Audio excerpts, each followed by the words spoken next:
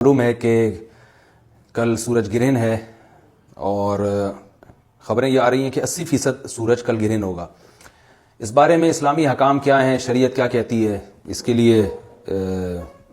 علماء نے سوچا ہے کہ کچھ باتیں عوام تک پہنچائی جائیں، تو اس لیے میں نے بھی ارادہ کیا کہ شرعی حکام اس بارے میں بتائے جائیں، اس میں حکمتیں کیا ہیں۔ رسول اللہ صلی اللہ علیہ وسلم کے دور میں سورج گرہن ہوا ہے۔ آپ صلی اللہ علیہ وسلم کے نرینہ اولاد نہیں تھی، آپ کو اللہ نے اولاد دی اور آپ کے بیٹے کی موت واقع ہوئی۔ یہ ایک بہت بڑا حادثہ تھا اس وقت، کیونکہ عرب میں نرینہ اولاد کی بڑی ویلیو تھی۔ آپ صلی اللہ علیہ وسلم کو اللہ نے بیٹیاں دیں، بیٹا نہیں دی، اور بیٹا دے کے اٹھا لیا، تو ایک بہت بڑا واقعہ تھا، اور اللہ کی قدرت کے اسی دن سورج بھی گرہن ہو گیا۔ تو عرب یہ کہا کرتے تھے، زمانہ جاہلیت میں یہ بات مشہور تھی کہ کوئی بہت بڑا دنیا میں واقعہ ہوتا ہے تو سورج یا چاند گرہن ہو جاتے ہیں۔ اسی دن سورج بھی گرہن ہوا تو یہ بات پھیل گئی کہ محمد صلی اللہ علیہ وسلم سید الانبیاء رسول اللہ صلی اللہ علیہ وسلم کے بیٹے کی چونکہ موت واقع ہوئی ہے، اس لیے سورج گرہن ہوا ہے۔ آپ صلی اللہ علیہ وسلم نے اس بات کی تردید فرمائی اور آپ نے فرمایا ان الشمس والقمر آیتان من آیات اللہ لا ينکسفان بموت احدہم، کہ سورج اور چاند اللہ کی نشانیوں میں سے ایک نشانی ہے۔ لا ينکسفان بموت احدہم آیاتہ، نہ تو یہ کسی کی موت کی وجہ سے گرہن ہوتے ہیں، نہ کسی کی زندگی کی وجہ سے، بل یخوف اللہ بہما عبادہ، اللہ ان کے ذریعے اپنے بندوں کو ڈراتے ہیں۔ یہ بخاری مسلم کی حدیث ہے،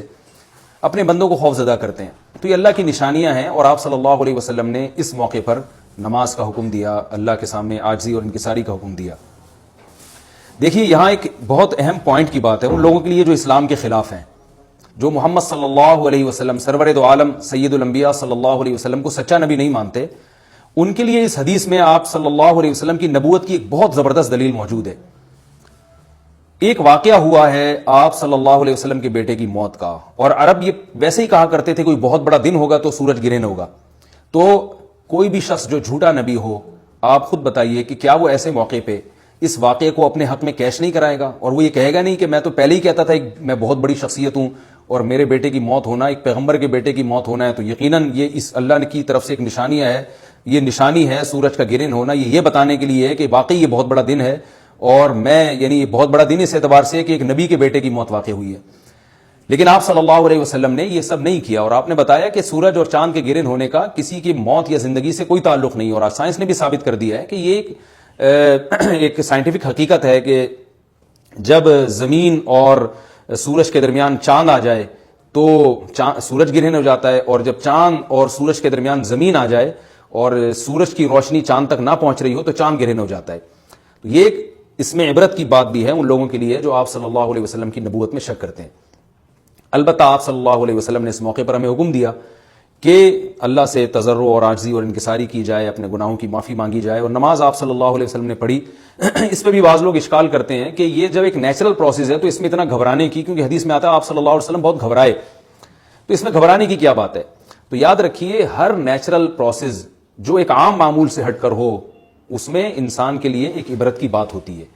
ہم دیکھتے ہیں رسول اللہ صلی اللہ علیہ وسلم کے دور میں جب تیز ہوا چلتی تھی اور بارش سے پہلے ہوا چلا کرتی تھی تیز ہوائیں، تو آپ صلی اللہ علیہ وسلم گھبرا کے مسجد کی طرف دوڑتے، عاجزی انکساری کرتے، اللہ تعالیٰ سے یہ کہتے کہ اللہ تو نے تو مجھ سے وعدہ کیا کہ جب تک میں ان کے درمیان موجود ہوں تو ان کو عذاب نہیں دے گا۔ تو یہ خوف کا غلبہ تھا آپ صلی اللہ علیہ وسلم پر۔ کیوں؟ وجہ اس کی یہ تھی کہ یہی حالات قوم عاد اور قوم سمود پر بھی آئے ہیں۔ قرآن میں آتا ہے نا فَلَمَّا رَأَوْهُ عَارِضًا مُسْتَقْبِلَ أَوْدِيَتِهِمْ قَالُوا هَذَا عَارِضٌ مُمْطِرُنَا بل هو ما استعجلتم به ريح فيها عذاب أليم تدمر كل شيء بأمر ربها فأصبحوا لا يرى إلا مساكنهم،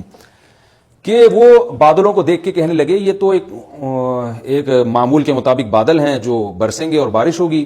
تو پیغمبر نے کیا کہا کہ یہ بارش نہیں ہے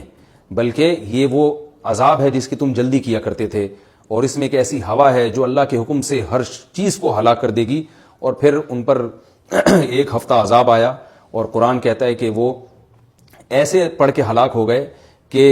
فَتَرَى الْقَوْمَ فِيهَا صَرْعَىٰ كَأَنَّهُمْ أَعْجَازُ نَخْلٍ خَاوِيَةٍ، اے مخاطب اگر تو ان کو دیکھتا تو ایسے لگتا کھجور کے تنے ہیں جو اوندھے پڑے ہوئے ہیں۔ تو ایسے ہوا نے ان کو تہس نہس کر دیا۔ تو یہ عام معمول سے ہٹ کے جب بھی اس کائنات میں کوئی تغیر آتا ہے تو اللہ کی نشانیوں میں سے ایک سائنٹیفک حقیقت بھی ہے، اس کی ایک لاجک بھی ہے، لیکن اس کے ساتھ ساتھ اللہ کی نشانیوں میں سے ایک نشانی بھی ہے،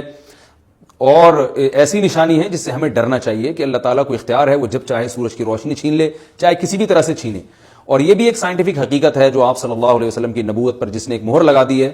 کہ سورج اور چاند کا گرہن ہونا، اگرچہ اسی ایک لاجک ہے کہ چاند سورج کے سامنے آ جائے تو سورج گرہن ہو جاتا ہے، لیکن اس بارے میں جو ہماری تحقیق ہے، جو سائنسدان کہتے ہیں کہ یہ وقت اس یعنی خطرے کا وقت ہوتا ہے، سورج سے ایسی خطرناک ریز نکلتی ہیں جو نقصان کا سبب بن سکتی ہیں، تبھی بعض حضرات سورج کی طرف دیکھنے سے بھی منع کرتے ہیں، اور یعنی نظام میں تھوڑی ایک عام نارمل روٹین سے ہٹ کے اس کائنات کا نظام چلتا ہے، تو اس لیے یہ اس کائنات کے لیے، زمین کے لیے ڈینجرس ہو سکتا ہے، اور جو گریوٹی اور جو کشش کا نظام ہے اس میں بھی خلل واقع ہوتا ہے۔ تو ایسا نہیں ہے کہ یہ بالکل ایک نارمل کنڈیشن ہوتی ہے اور اس کا کوئی نقصان ہی نہیں ہے، یہ بالکل غلط ہے، اس میں نقصان کا بہرحال خطرہ ہے، اور اس بات کا امکان موجود ہوتا ہے کہ قدرت انسانوں سے انتقام لے یا انسانوں کو نقصان پہنچائے۔ اور ویسے بھی جن کے دلوں میں اللہ کا خوف ہوتا ہے وہ تو ویسے ہی اللہ کے وَهُم مِّن خَشْيَتِهِ، قرآن مجید میں اللہ تعالیٰ کے ارشاد ہے کہ مشرکین بار بار یہ سوال پوچھتے تھے قیامت کب آئے گی کب آئے گی، اللہ فرماتے ہیں لیکن جو مومنین ہیں ان کو اس سے غرض نہیں ہے کہ کب آئے گی، وَالَّذِينَ آمَنُوا مُشْفِقُونَ مِنْهَا، وہ تو قیامت سے گھبراتے ہیں کہ پتہ نہیں ابھی نہ آ جائے۔ تو جس کے دل میں اللہ کا خوف ہوتا ہے اس کے زندگی گزارنے کا طریقہ کچھ اور ہوتا ہے، وہ بات بات پہ اللہ سے ڈرتا ہے، اس کو اللہ سے ڈرنے کا بہانہ چاہیے، اس کو توبہ کا بہانہ چاہیے۔ تو اس بحث میں پڑھنا کہ یہ تو ایک لاجیکلی ایک سورج کی روشنی غائب ہو جائے گی، وہ ٹھیک ہے، یہ سائنسدانوں کا شعبہ ہے کہ کیوں غائب ہو رہی ہے، ماہرین فلکیات کا شعبہ ہے، لیکن اہل ایمان کا جو کام ہے اس موقع پر، ان کا جو وظیفہ ہے وہ یہ کہیں کہ اللہ کی نشانیوں میں سے ایک نشانی ہے، اللہ اپنی قدرت دنیا میں دکھاتا ہے کہ میں یہ بھی کر سکتا ہوں چاہے کسی بھی طریقے سے کروں، تو ہمیں اس موقع پر باہر اللہ کے سامنے جھکنا چاہیے، اپنے گناہوں سے معافی مانگنی چاہیے، اور وہی عمل کرنا چاہیے جو رسول اللہ صلی اللہ علیہ وسلم نے ہمیں بتایا ہے۔ اور اس بارے میں جو توہمات پھیلے ہوئے ہیں اس سے بھی ہمیں اجتناب کرنا چاہیے، جیسے نبی صلی اللہ علیہ وسلم نے عربوں کے وہم کو دور کیا، بھائی اس کا کسی کی موت اور زندگی سے کوئی تعلق نہیں ہے، تو اسی طرح آج کل لوگوں میں ایک سورج اور چاند گرہن ہونے کے بارے میں وہم بھی بہت ہے کہ پتہ نہیں کیا ہو جائے گا، حاملہ عورتیں نہ نکلیں، فلانا نہ کرے، فلانا خربوزہ نہ کھائے، اس موقع پر کسی نے تربوز کھا لیا تو یہ ہو جائے گا، الٹی الٹی باتیں پتہ نہیں کیا کیا مشہور ہیں، یہ خربوزے تربوز کی تو میں ویسے ہی مثال دے رہا ہوں۔ تو کوئی بھی چیز جب کہنی ہو تو پوری طرح سے اس کی ریسرچ کریں، مجھے نہیں پتا حاملہ عورت کو فائدہ ہوتا ہے نقصان ہوتا ہے سورج گرہن ہونے سے، لیکن اگر نقصان بھی ہوتا ہے تو اس کی کوئی مستند دلیل ہونی چاہیے آپ کے پاس، ایسے ہی سنی سنائی باتیں آگے نقل نہ کریں۔ تو بہرحال ہمیں جو کرنے کا کام ہے جو رسول اللہ صلی اللہ علیہ وسلم نے بتایا ہے وہ کام بخاری اور مسلم کی حدیث کے مطابق نماز ہے، انفرادی بھی ہے، جماعت سے بھی ہے، مستحب یہ ہے کہ جماعت سے نماز پڑھی جائے مسجد میں یا کسی بھی میدان میں، اور 2 رکعتیں امام پڑھائیں گے اور اس میں سرن تلاوت بھی کر سکتے ہیں، جہری تلاوت بھی کر سکتے ہیں، دونوں رائے ہیں علماء کی۔ آج کل جہری کو اس لیے ترجیح دی جاتی ہے کہ صلاۃ کسوف میں جو رسول اللہ صلی اللہ علیہ وسلم کی سنت ہے وہ لمبی نماز ہے، تو لمبی نماز پڑھیں گے تو اگر آپ آہستہ آواز سے پڑھیں گے تو لوگوں کو تھکاوٹ کا احساس زیادہ ہوتا ہے، جہری پڑھیں گے تو تھکاوٹ کا احساس کم ہوتا ہے، تو اس لیے دونوں قولوں پہ فتویٰ دیا جاتا ہے، وہ ایک قول راجح ہے اور ایک میں آسانی ہے، تو آسانی اس قول میں ہے کہ جہری تلاوت کی جائے، اس میں لوگوں کو نماز میں کھڑا رہنا آسان ہوتا ہے، تو لمبی سے لمبی نماز پڑھی جائے۔